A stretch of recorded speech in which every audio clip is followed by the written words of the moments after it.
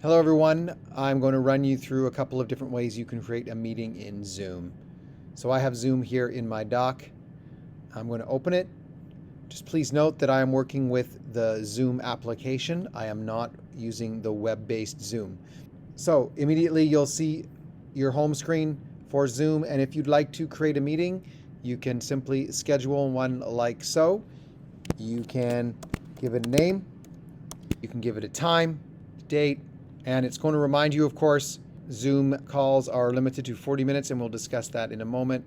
I would suggest that you have a look at these details. It's going by personal meeting ID, so you can share this ID with your participants.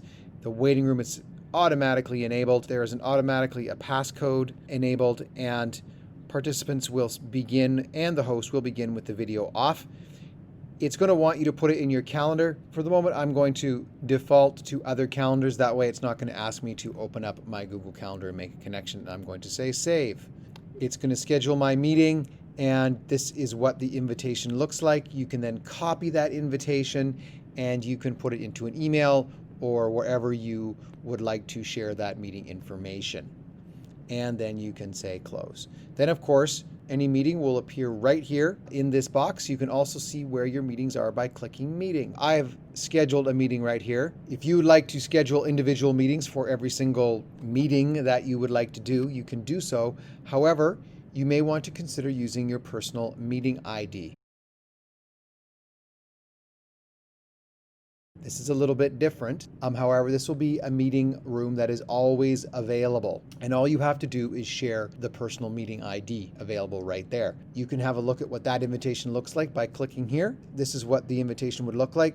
The disadvantage of that is you cannot modify the name of it, so it automatically defaults to your name's personal meeting room. However, again, same idea. You can copy the invitation and you can paste it wherever you would like to share it, and you can start the meeting whenever you'd like. So let's start this meeting and have a look at what that looks like. So once you've started your meeting, you're going to want to allow others into your meeting. So you're going to want to start by turning on your video. You're going to find that currently in my demonstration, I don't have any participants in this meeting, but you will see down here in the participants, you will see a notification that says so-and-so is waiting to join. You would just open up this box. So when this box pops up, you would see names of participants wishing to join, and you can just click allow and they will be allowed into your meeting. There are a variety of different settings you can have a look at and use those to customize your experience if you would like to. There's also an option to mute everybody, and of course there's another option to invite people if that is necessary. The other things you may want to take note of course, if you're recording your session, here's the record button. You'll see all your participants here. You can use emojis. Just in case you need to invite someone or share an invitation, you can go up here to meeting room information, and again, you have an opportunity to copy the link and share that with somebody if need be.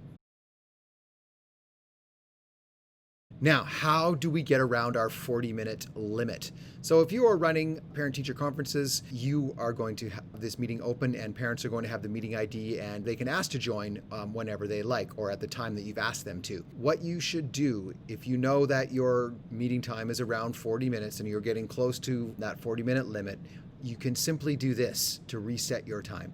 Go down to the end and click end meeting. Now you're going to get this prompt. End meeting for all or leave meeting. If you simply just say leave meeting, it's going to return you to your personal meeting ID page.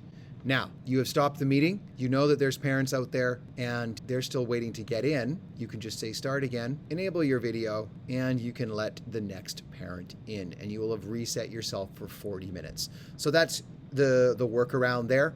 And that will work with the personal meeting room, and that can also work with a regular scheduled meeting as well. If you are someone who needs to learn how to sign up for a Google account, you can see now that there is a link appearing. You can click on that link and you can learn actually how to sign up for an account. If you have any other questions, please reach out to me or Julie Jamaludin. She is an expert in this area as well. Thank you for listening. Take it easy. Bye-bye.